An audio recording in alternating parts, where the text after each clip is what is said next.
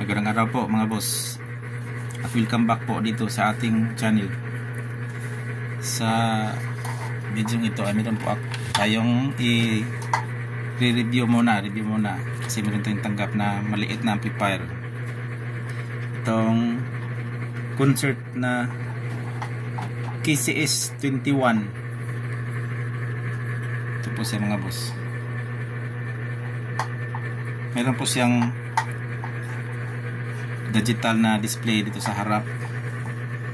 Meron siyang button na scan kasi meron siyang FM yan. Meron siyang FM na antenna. May FM po siya mga boss. FM scan at saka channel. Yan. May Bluetooth din po siya. Yan. May BP. Bluetooth. Ito yung kanyang power switch, yung mic volume, sa kabila naman yung music volume.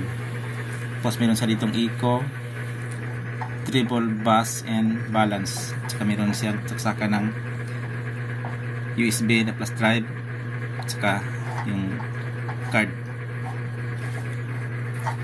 Sa likod naman mga boss, tingnan natin sa likod. Maliit lang po siya mga boss. Yung amplifier na to ay maliit lang. Ayan, mahigit isang dangkal lang yung haba niya. Ayan, maliit lang po siya.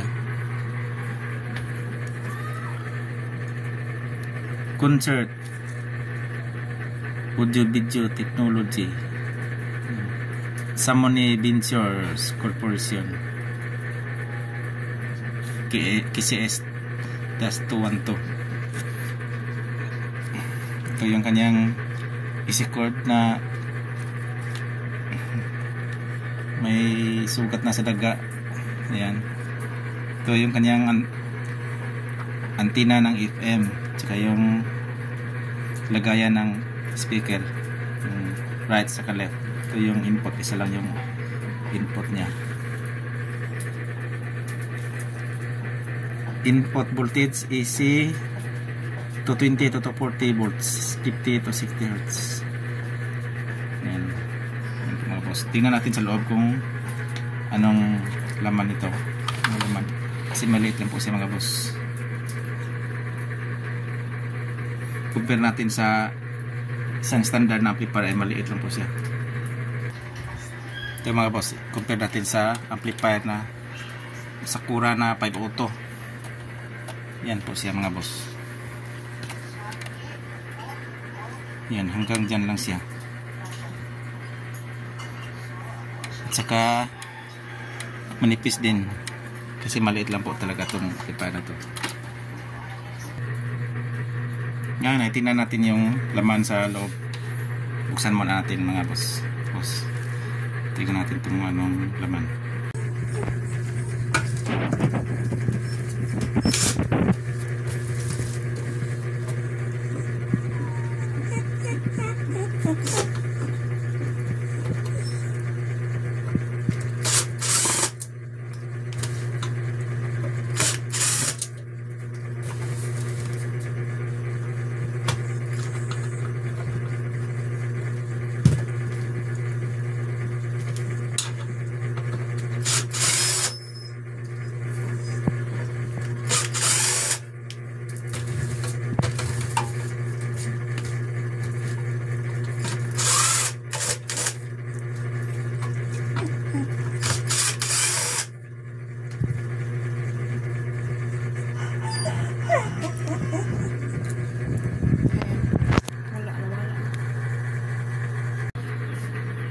At ito na po mga boss yung laman nitong amplifier na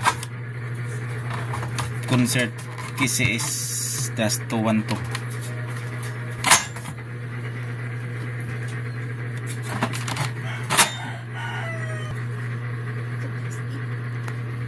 Ito po mga boss yung pinakalaman po niya. Transistorized po siya. Akala ko IC yung driver niya.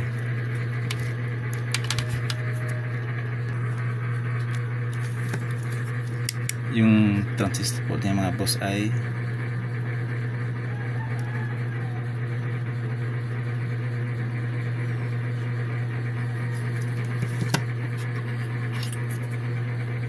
makita mga boss. Masyado kasing maraming dumi mga boss, hindi makita yung kanyang mga level. Ngayon tingnan natin.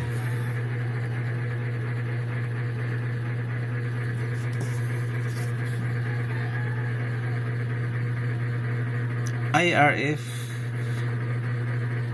630 pare-pareho. Ano to? Complementary para to. Tingnan natin yung IRF yung nasa board, yung nasa yung kanyang nasa pisa talaga ay tingnan natin. Ito talaga yung IRF 630 apat mga boss palitag. 1 pair lang po yung isang pares lang po yung kada channel. May dalawang transistor. Yung kanyang power supply ay hanapin po na natin mga boss. Ito muna yung kanyang capacitor ay saan yung label nito.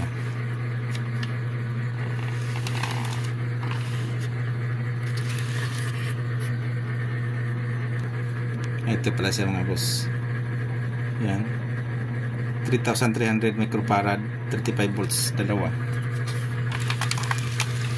Yan po mga boss. Maliit lang po yung kanyang PCB. Saka maraming dumi. Linisan naman natin, at saka bago natin ayusin ay kailangan malinis muna natin ito kasi punong-puno sa alikabok mga boss. Ito pala yung kanyang level ng power supply mga boss. Yan ay yung secondary ay mayroon siyang 4.5 volts, mayroon 24 volts, saka yung ito siguro yung kanyang supply ng main amplifier, itong 23 volts by ito, yung blue, black, blue, kasi naka-split supply ito, dalawang capacitor. Ito siguro yung kanyang supply, 23 volts. Meron siyang date na 2016 12/19. Hindi 2016 pa po ito mga boss, itong amplifier na to. Manufacture, kasi manufacture po itong manufacturing date po itong nasa transformer. Itong transformer ay ginawa noong 2016.